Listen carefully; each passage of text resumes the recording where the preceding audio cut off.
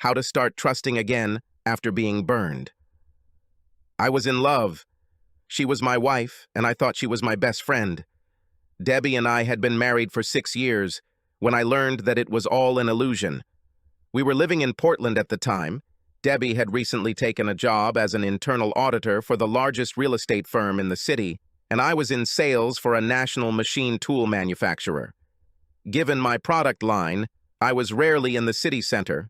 Most of my clients were in the suburbs or remote areas of Western Oregon, but this day found me in town with an extra 2 hours to spare.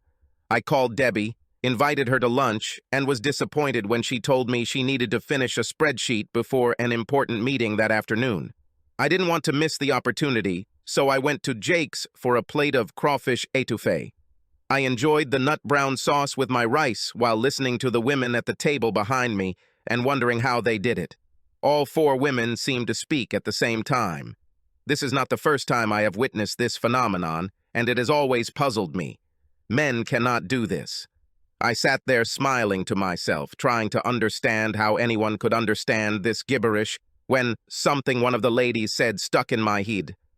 The lady's question intrigued not only me, because the other 3 women at the table immediately fell silent. "So, Deborah Miller is messing with Simon Walker?" This question immediately caught my attention because my wife's name is Deborah. She uses this name in her professional life. Only family and friends call her Debbie. And Miller is the name she has been with me since we got married. My name is Mark Miller, by the way. One of the ladies asked, "Why are you so sure that you know?"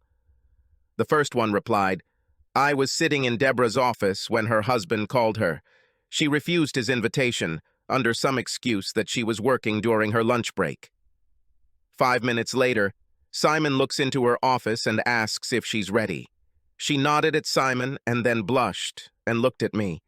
She was obviously embarrassed to have heard her lie to her husband. My heart sank at her words, but my ears remained alert while the other ladies continued this stream of gossip. It didn't take Simon long to sink his fangs into another married woman, did it? Deborah has only been in the office for a month. And it's only been 2 months since Heidi Johnson left. I heard that her husband forced her to leave after he found out about her affair with Simon. Can you imagine a mother of 2 preschoolers falling in love with Simon's bag of lies? What is his secret? You mean, besides those big blue eyes, Ryan Gosling's face, and, from what I hear, a pretty good endowment down there? All 4 women started laughing. I had heard enough, so I paid the bill in cash and went to the car. The rest of the day passed in a blur, trying to figure out how I could confirm my worst fears. If Debbie cheated on me, we're screwed. So would I hire a private investigator to follow her? Or were there other ways to do this? For all this, I called Debbie's office and pretended to be a salesperson. The administrator kindly informed me that Mrs. Miller was not at home and would return at 2 o'clock. I tried so hard to keep my fingers crossed that the gossip was unfounded. When Debbie returned home that evening, I tried my best to act normal, although I almost lost my temper when she apologized for not being able to have dinner with me. She even had the nerve to kiss me on the cheek while apologizing. She asked if I mind making dinner because she wanted to soak in the bath for a while before we sat down to dinner. She poured herself a glass of wine and headed into the master bath. This was probably her way of cleaning up the evidence. Coming home and taking a shower would have been too obvious. Debbie was smart enough to use the bathtub as a disguise. How many more nights did she use this trick? I quickly prepared a salad and a tray of cheese and crackers and headed to the bath. I undressed in the bedroom and entered the bathroom completely naked.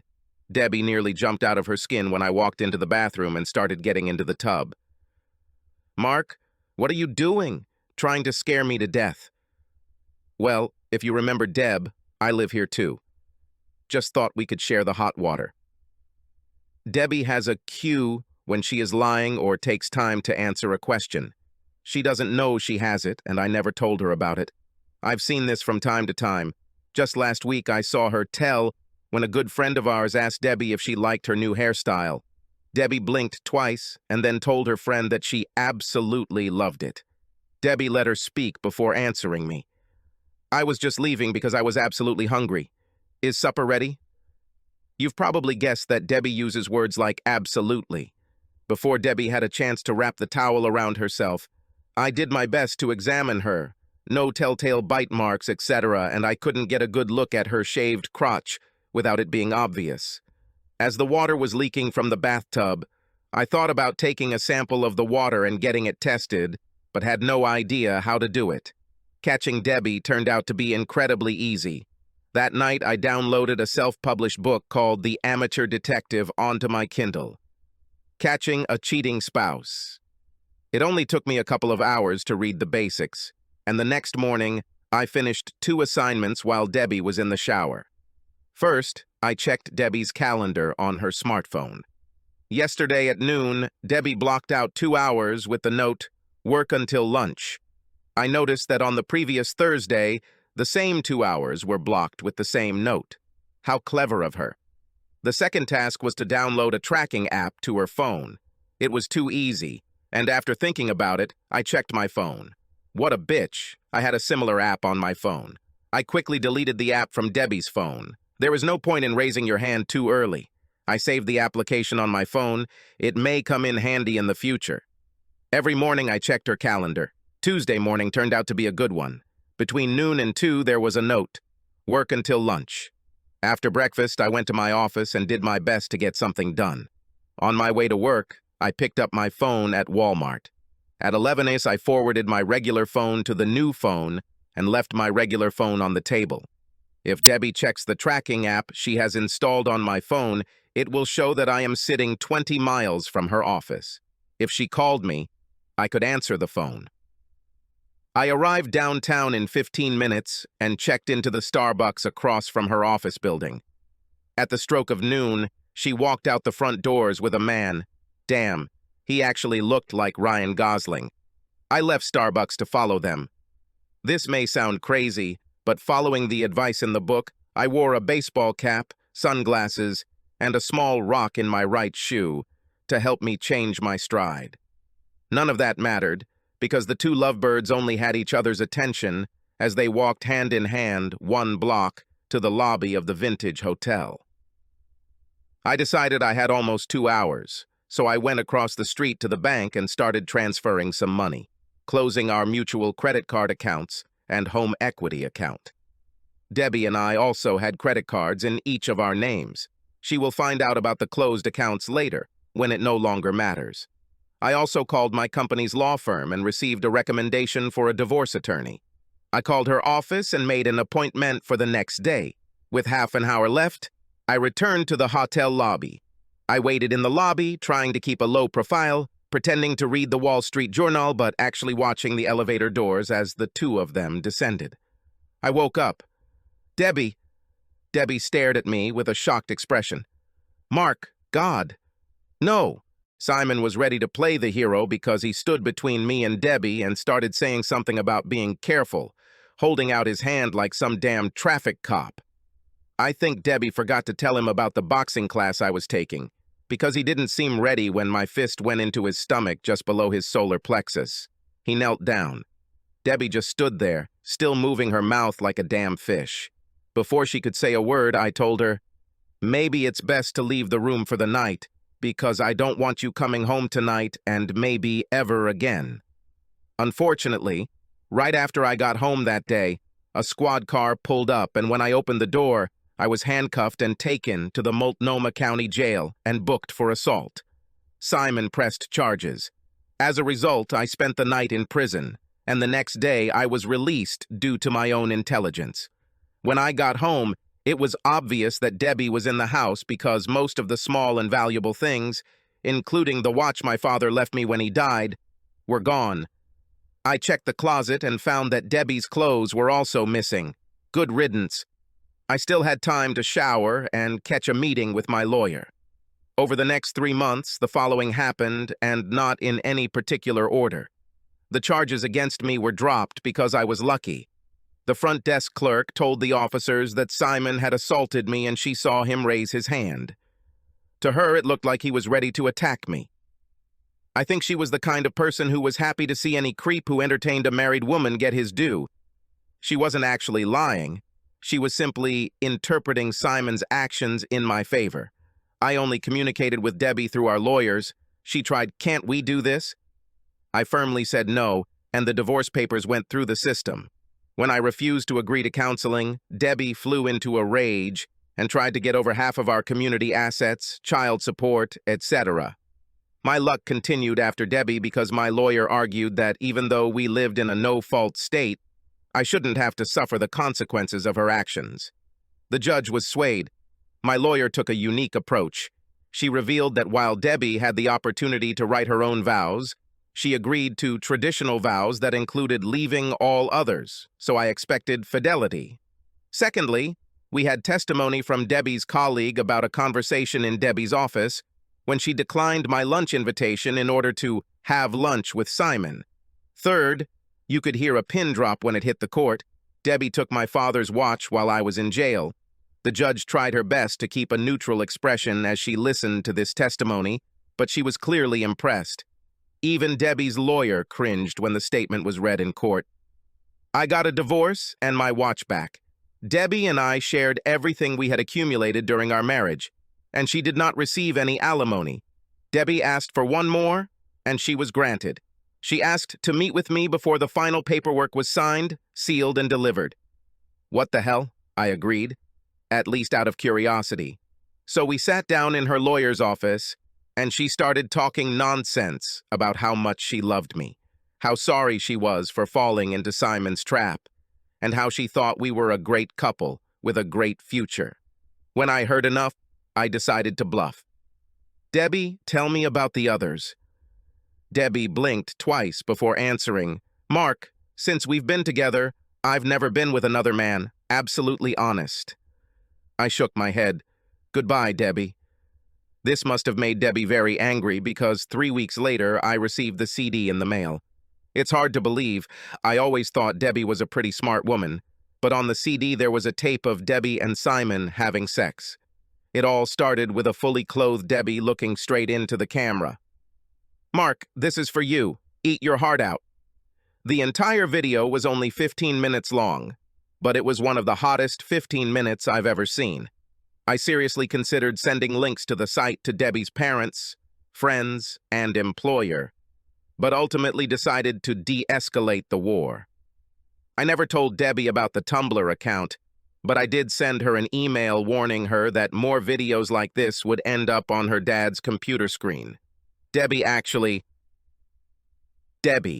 responded with an apology and a lame explanation that she was still hurt by how it all ended and that she was trying to make me jealous.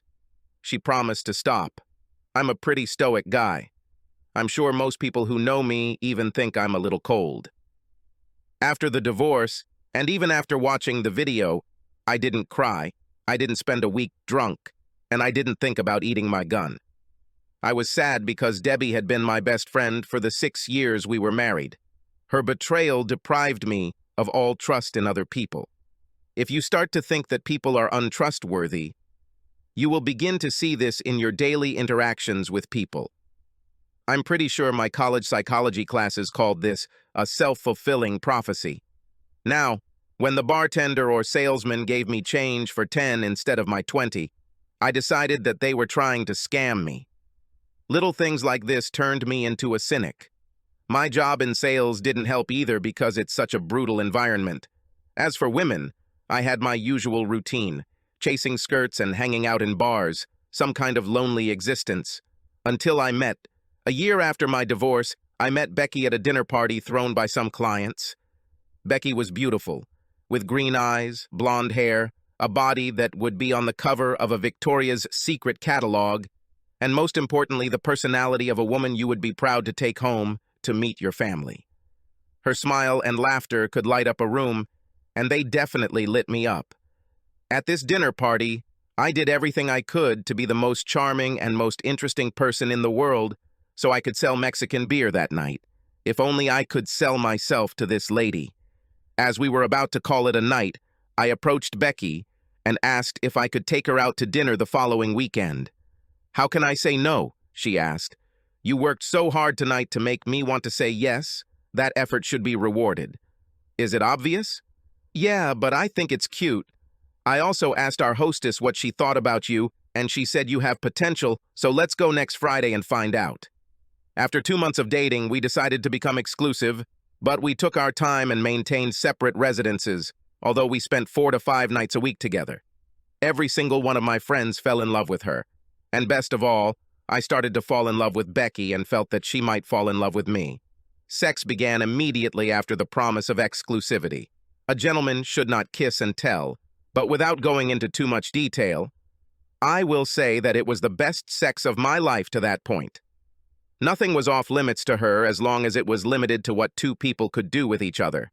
We had fun in and out of bed. Yes, I started to think that this was my ticket to happiness, and then the bottom fell out. My clue that something might be wrong came one day when Becky and I took time off from work early one morning and were hanging out drinking beer. Becky's phone rang. She looked at the reading and ignored the call. This was unlike her. She usually answered the phone and told someone she would call back later. After my ignorance with Debbie, I became more observant and suspicious. I had no intention of playing the happy cuckold role again. Later that evening, I had the opportunity to take her phone and look through her call list. At 3:30 a.m., she missed a call from someone listed in her contacts as JR. Looking through the call log, I found several calls between the two of them. I then went to Becky's calendar and found that she had an appointment with JR the next day at 1 p.m. It's time to find your baseball cap, sunglasses, and shoe stone again. On Thursday afternoon, I was at the sandwich shop across the street from Becky's office building. She left the building alone and headed north on Broadway before entering the Marriott. As soon as I entered the lobby, Becky and a man walked up to the front desk and were talking to the front desk clerk. I couldn't believe my eyes. How could this happen to me again? When I approached the two of them, I almost felt sick. "You're cheating on me, you lying bitch!" Becky turned around and looked at me. I don't think the look on her face would have been different if I had shot her with a gun. The man she was with looked at me and asked, "Who is this?" Before Becky could answer his question, a second man with a Marriott name tag approached. He stared at the three of us in confusion, but before anyone could say a word, Becky ran out of the lobby. Everything happened too quickly, but I read the second man's badge. Greg Houston, catering manager, and then looked back at the first man. The first man broke the silence. "I understand. You are Mark. I'm John Riley, the man Becky hired to coordinate your surprise 30th birthday party here at the Marriott. I think you just ruined everything." After that day, Becky never called me back. A week later, I woke up to find on the porch in front of my townhouse a box of things I had left in her apartment. Inside was a note that simply said, "I don't want anything I left at your house. Give it all to charity. Becky." Over the next 6 months, I panicked. I ate, slept, and went to work. One afternoon, I decided to go out and attend the annual Portland Craft Beer Festival that was taking place on the waterfront. I was just lucky to meet Becky there. She was with a guy, and they were clearly a couple. After introducing us, Becky asked if she could talk to me. To his credit, her boyfriend said yes. "Mark, I'm sorry I never spoke to you again, but at that moment I was so hurt and so angry. That night I called my mother and she told me that you are spoiled and running for your life. I listened to my mother's advice and left you alone. Becky, I wish I could be mad at you for how it ended, but unfortunately, I think your mother is right. Debbie's betrayal hurt me more than I imagined. I deserve it. I was an ass. Mark, get help. You are too good a person to live the rest of your life alone because one person betrayed your trust. Find someone who can help you, be it a counselor, a priest, or someone else. I'm sorry I couldn't help you, but I'm not the person to make you whole again. We almost had something. Thanks for the advice. I think you're right. I need to pull myself together. Thank your boyfriend for giving us the opportunity to speak out. You deserve a guy who trusts you enough to do this. Say hi to your mom for me and tell her what I said. She raised a beautiful woman, and her instincts were right." We walked away from each other, and I saw moisture in her eyes. I had to quickly turn around before she saw my tears. "So where do you go when you need to re-sync and get your life back on track?" Where should I have gone when my marriage ended? I took 3 weeks off and went home to Chicago. Time to play the prodigal son.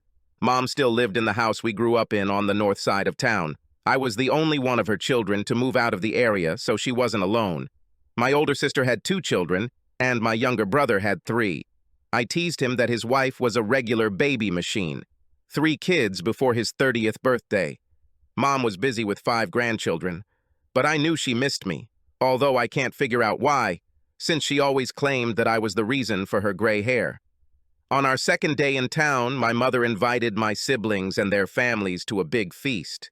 She served my favorite dish, homemade lasagna, and my favorite dessert, chocolate cheesecake. Like I said, all sorts of things about the prodigal son. I played the long-lost uncle and gave each of my nieces and nephews some expensive electronic gifts that most of them were too young to use. You could see their parents' eyes roll at my stupidity, but I think they appreciated the sentiment. After everyone left, my mother and I washed the dishes together and had a chance to chat. Mom wasn't one to give advice. It was always Dad's job, but Mom always knew what to do. Your buddy Hank Taylor still stops by from time to time. He asks, "How are you doing? When was the last time you talked?" Not as often as we should, and before you say it, yeah, it's probably my fault that we don't communicate more often. Call him. Hank was my best friend, from the moment we met in kindergarten until I left for college. From K-12, we were inseparable. In Little League, he was a pitcher, and I was a catcher. For 6 years of football, he was a quarterback, and I was his receiver. I quit baseball my freshman year because I was a mediocre hitter at best. And the track coach noticed my aptitude for the pole vault and high jump in gym class. I quit football after my freshman year because my father was afraid I would get injured and ruin my chances of getting a college track scholarship. In my junior year, I was one of the top high school pole vaulters in the country, and the University of Oregon was going to recruit me. My father's decision to keep me out of football had a negative impact on Hank's life. Our football team just missed out on announcing our junior year. Much of our success was due to the Taylor-Miller combination. I was Hank's #1 target. His senior year was a down year. Most receivers had glass hands, and his statistics weren't good enough to earn him a college football scholarship. He received a baseball scholarship to Southern Illinois and excelled. Hank knew my father and his influence on my decision. He was never mad at me for leaving football. I got into UO and was on my way to the Olympics when a terrible accident ended my pole vaulting career. During warm-ups at the NCAA finals, my pole broke in 2, which is a 1 in a million occurrence. I fell at an awkward angle and hurt my knee so badly that it took 2 years of therapy to get back to 90%. By that time, the Olympics were already over, and I received my bachelor's degree. I also had $250,000 in the bank after the pole manufacturer settled. With me at Oregon and Hank at SIU, we started to grow apart. I was one of his friends when he married Janice, and the last time I was home was after Janice gave birth to her second son. It had been a little over 2 years since I last saw Hank, and if he was angry at my carelessness, he didn't show it. 30 minutes after I called his house, we were sitting in his backyard drinking beer. First, I learned what was going on in Hank's life. His job, a Chicago firefighter, his wife, Janice, and his 2 sons, Mark and Hank. Then it was my turn. Hank heard about my divorce from my mom, but she didn't share the details. He was less surprised by these events than I expected. He was surprised when I told him how my relationship with Becky ended and how I had trust issues. After Debbie cheated on me, it became difficult for me to trust anyone. It just seems like it's every man for himself.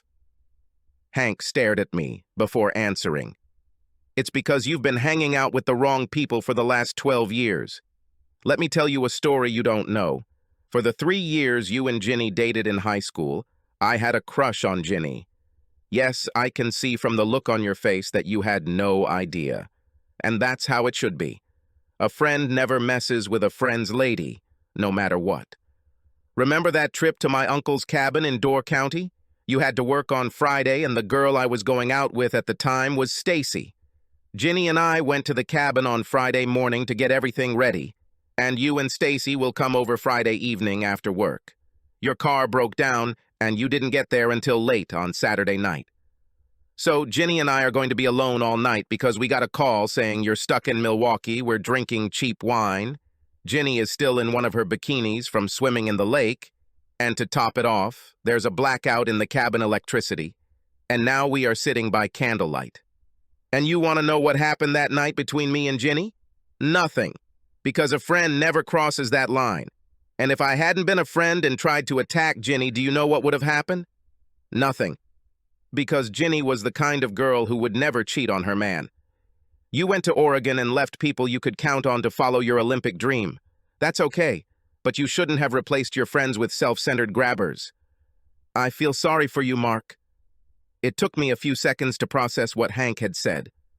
Then I thought about Ginny. Do you have any idea where Ginny is and what she's up to? I haven't seen her since the first Christmas when I came home my freshman year at Oregon. Ginny was here a couple of months ago. Now she is a widow with a 5-year-old son. Widow? What's happened? Her husband's last tour to Afghanistan. He was shot. She didn't go into detail, but I understand that he won several important medals for bravery, unfortunately, posthumously. Ginny tries to hang in there for the sake of their son, but you can tell she's barely holding it together. She still lives in San Diego County, close to the base, and his fellow officers are looking out for her. She'll probably be happy to hear from you if you're interested in her email. Is she still sexy? Did anything happen between you two while she was in town? When I asked for this, I looked over my shoulder to make sure Janice couldn't overhear our conversation, but the storm door was closed. You didn't listen, Mark. What the hell happened to you? First of all, I would never change Janice. Secondly, Ginny would never have sex with a married man. That's just not who we are. I need to get my head out of my ass. Only Hank Taylor could talk to me like that. That evening, I sent a letter to Ginny. Ginny, Hank Taylor gave me your email address. I hope it is not inappropriate for me to contact you, but I will be in the San Diego area this weekend and was wondering if I could invite you and your son to lunch or dinner on Friday or Saturday, just to catch up. Warm regards, Mark. Early Tuesday morning, I received a pleasantly unexpected response to my email. It's great to hear from you after all these years. Friday lunch is good for me and my son Kevin. My address. I will expect you at noon unless I receive a different answer from you. Your friend, Ginny. Hank had been on duty since Tuesday, which meant he would be at the firehouse until I left town. But he invited me to tour the station and have lunch with his team. I accepted his offer and sat at the table with the actors later that day. It's still hard for me to explain the feelings I felt as I sat between two of Hank's fellow firefighters. They were both willing to answer my questions. They were probably used to civilians being sensitive to what they considered routine.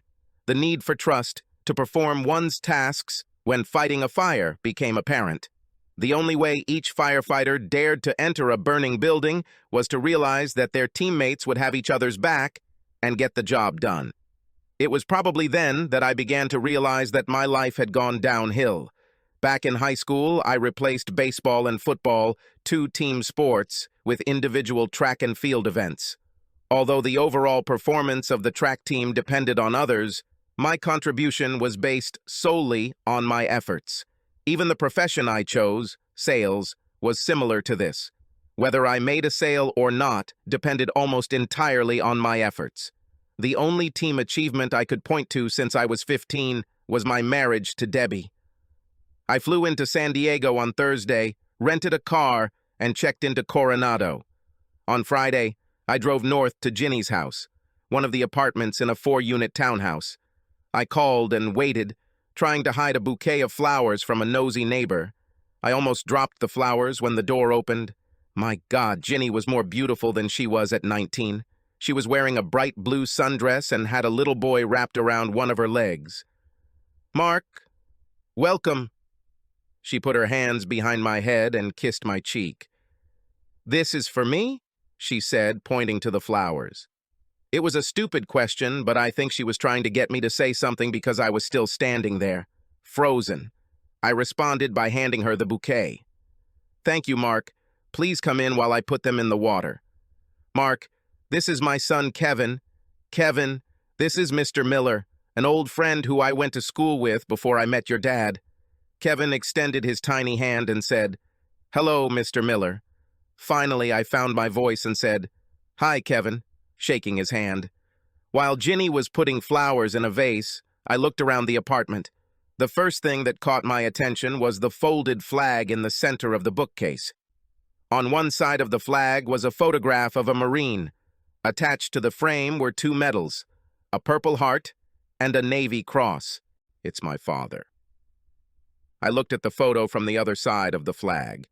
Ginny with her husband and baby, Kevin, on the beach. At that moment, Ginny entered the room.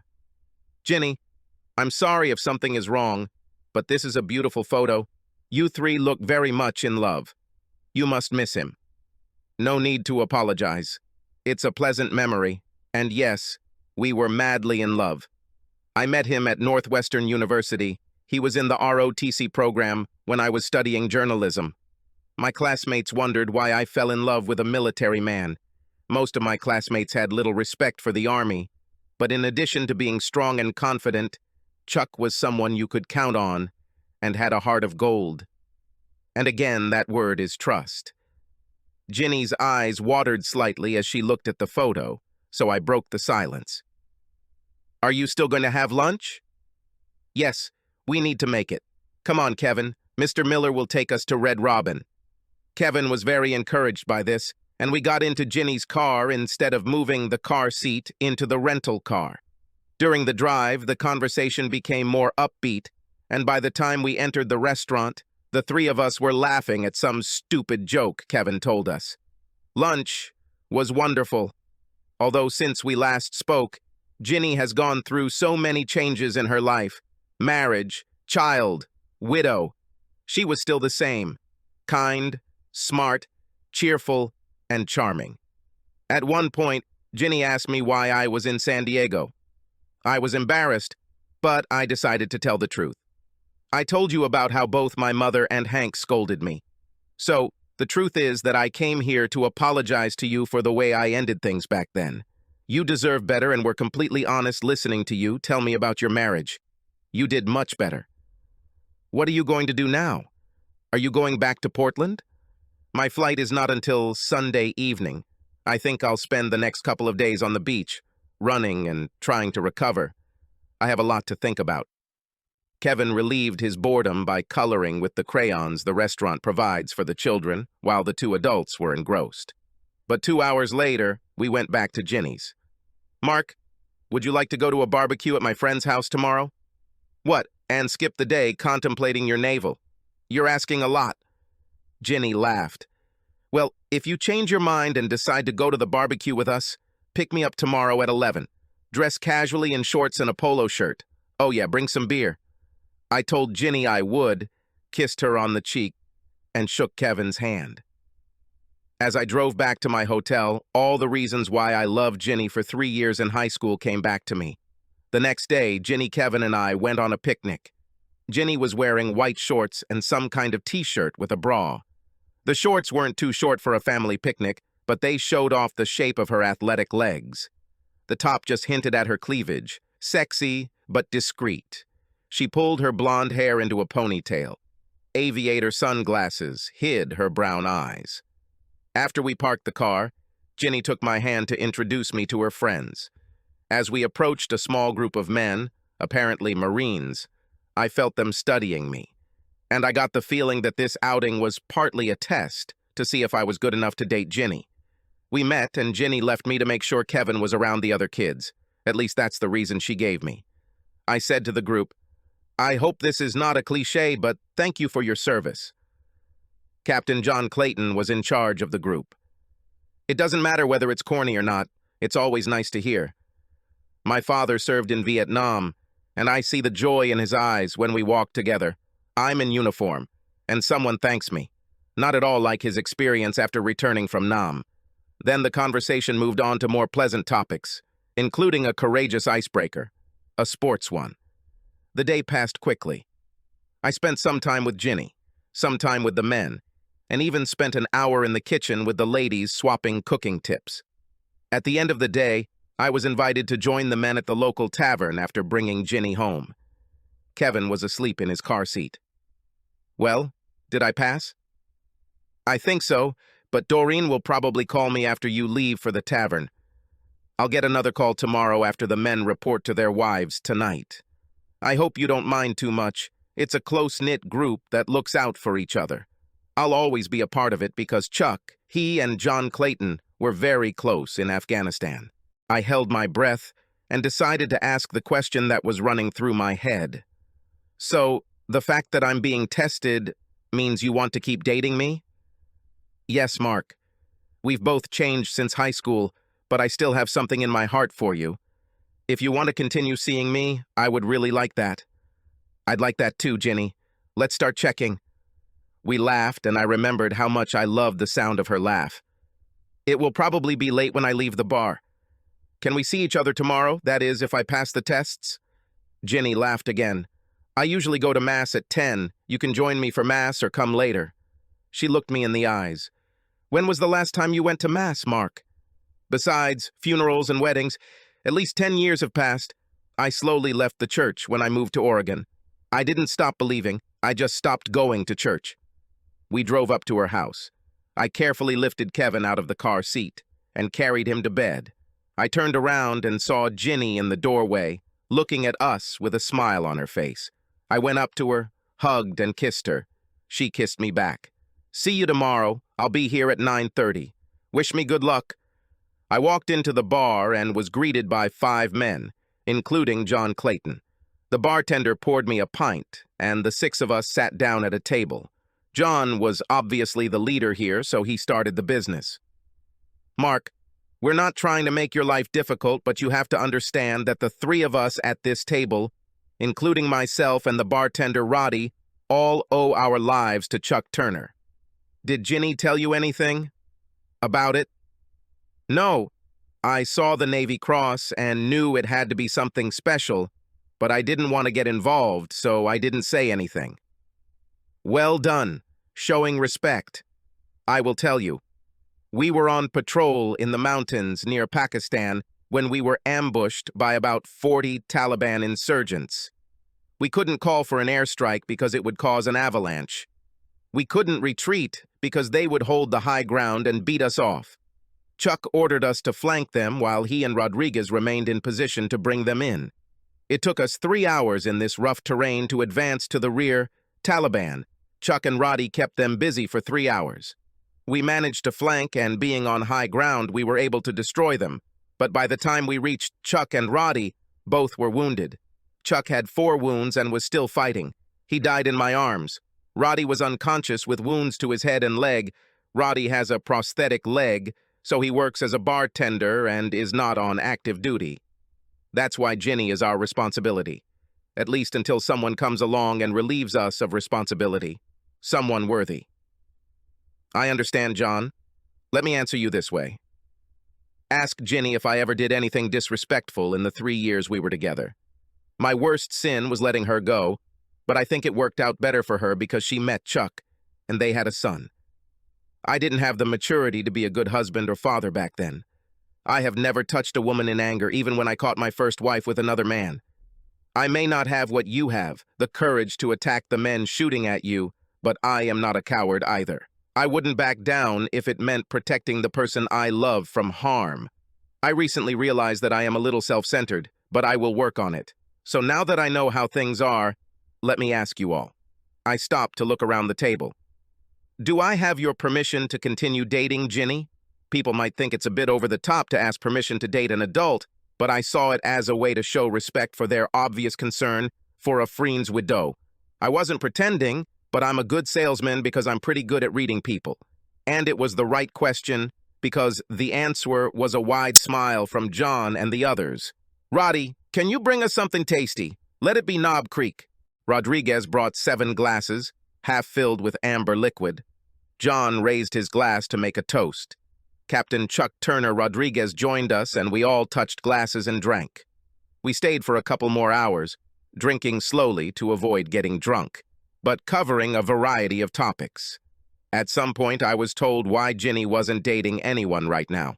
John told me all the information. Ginny and another Marine started getting serious last year. The problem was that Ginny couldn't take another Marine seriously, especially after losing her first husband, and Tom lived his whole life wanting to be a Marine.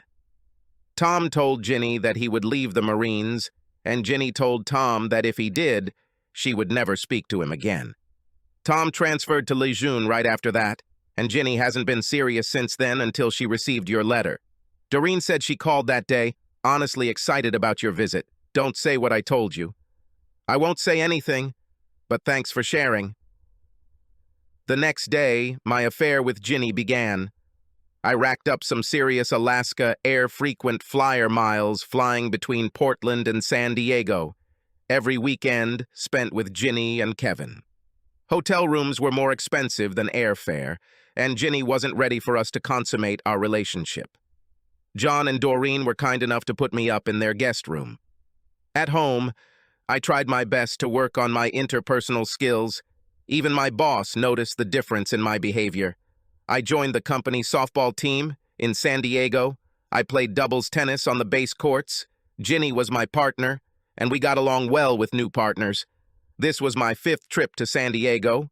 3 months after my first visit, I walked out of the terminal and into Ginny's car. When I looked back, Kevin's car seat was empty. "Where's Kevin?"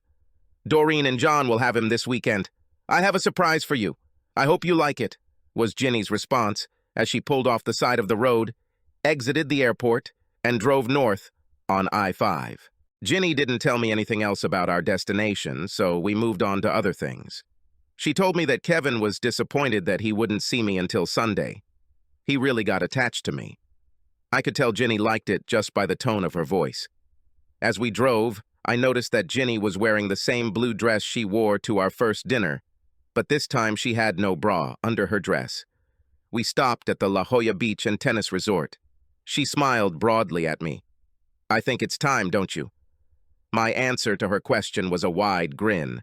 As soon as she parked the car, I grabbed her and kissed her. "You know I've fallen in love with you again, don't you, Mark?" "Well, thank God, because I've been hoping you'd do this since that first weekend. I love you, Ginny." What a weekend. Ginny and I ordered room service and made love all Friday night.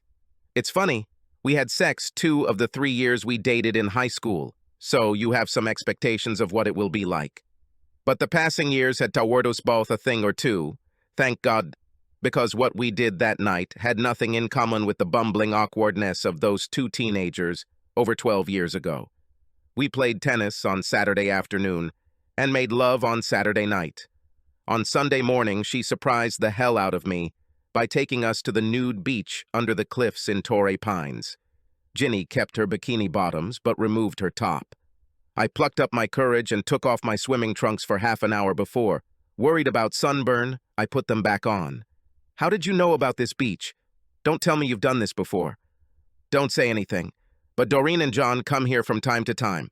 Doreen told me and swore her to secrecy. Now you too have taken the oath. We saw some people watching and even thought about playing volleyball, but decided that maybe next time. I thought that playing volleyball with a group of naked teammates would be a great way to improve my interpersonal and team-building skills. It was early afternoon and time to pick up Kevin, so we headed back to the rocks and headed towards the Clayton house. John greeted me with a firm handshake and a bottle of beer. Doreen hugged me and smiled widely. Kevin hugged my legs. We had dinner with the Claytons, and Kevin spent the entire evening next to me. He looked sad when Ginny dropped me off at the airport. On the way home, I made a decision. 2 weeks later, we went back to Clayton's for a Friday night drink. When John and I were alone, I told him, "I'm going to ask Ginny to marry me, unless you have a reason why I shouldn't." "I would be disappointed if you didn't. She's madly in love with you, and I can't think of a nicer guy or anything that could make her happier." "Does this mean she will move to Portland?" "If she says yes and agrees, I will work to move us back to the Chicagoland area. She misses her parents and siblings." "That's great, Mark. I know she talked about her family with Doreen. How are you going to handle this with Kevin?" "I'm going to invite him to lunch tomorrow and talk. Keep your fingers crossed for me." You might be surprised by his answer. "This guy likes you." The next day, Ginny gave me a strange look when I told her that Kevin and I needed to run some errands together, but I got away with it. sitting it as a time to bond with the guys. We headed straight to Red Robin and grab at a table. Over 2 milkshakies, I asked the question. Kevin, what would you say if I asked your mom to marry me? Would it be okay? I held my breath, waiting for his answer. That would be great, Mr. Miller. My mom really likes you. And you, Kevin, do you like me enough that I can live with your mom and you? Yes. Does that make you my father? Something like that. No one could replace your real father. What did you call him? I called him Daddy. Then how about your mom and I get married and you call me Dad? Will this be okay? A sweet smile appeared on Kevin's face and he answered briefly, Of course. We returned to his house. I figured it would be difficult for Kevin to keep our conversation a secret. As soon as we walked through the door, I had a ring in my hand. Kevin was carrying a bouquet of red roses. Ginny smiled when she saw the roses, but looked embarrassed as I fell to my knees. Ginny, will you marry me? Not very original, but right to the point. Ginny fell to her knees and hugged me. Yes, I love you, Mark. That's all I needed to hear. Kevin hugged us. Unfortunately, he forgot to drop the roses first, and the thorns scratched my neck. Fortunately, it was probably the worst thing that happened during the years of our life together. My life with Ginny is blessed in many ways. We got married 3 months after I proposed. By then, I had found a great sales job at a startup north of Chicago, close enough to our families and our old friends. Kevin now has a brother and a sister. They all call me Pop because that's what Kevin calls me. Ginny still looks amazing after 3 kids. We still play doubles tennis and please don't tell anyone, but we have learned to play volleyball and play at Black's Beach whenever we visit the Claytons. Last May, our family met with the Clayton clan in Washington. We did the usual tours, and on Memorial Day, we visited Chuck's grave in Arlington to pay our respects. 10 years have passed since Captain Turner was taken from his wife and son. It was a sad, dark, and proud day. I was glad John and Doreen were there to help me comfort Kevin and Ginny. It took a whole day for the smile to return, and pain could be seen from time to time for several days. But it was right. To pay our respects to any person, whether in the military, police, or fire department, who willingly lives his life knowing that someday he may have to sacrifice everything in the performance of his duties. We returned from our trip and it took a few weeks, but everything was back to normal, even with a flag, medals, and a photograph of Captain Charles Turner on the bookcase. For me, I'm glad I opened my eyes and ears and learned what trust really is. Even Hank stopped threatening to kick my sorry ass, although he still gets mad at me every time I pass a cut-off man during our softball league games. My excuse is that I was distracted by a beautiful blonde with 3 cheering children in the stands. My life is good. Subscribe to our channel so that your second chaff doesn't cheat on you, and go ahead and listen to the next story, because this story is nothing compared to the next one. If you're under 18, don't even think about listening to the next one.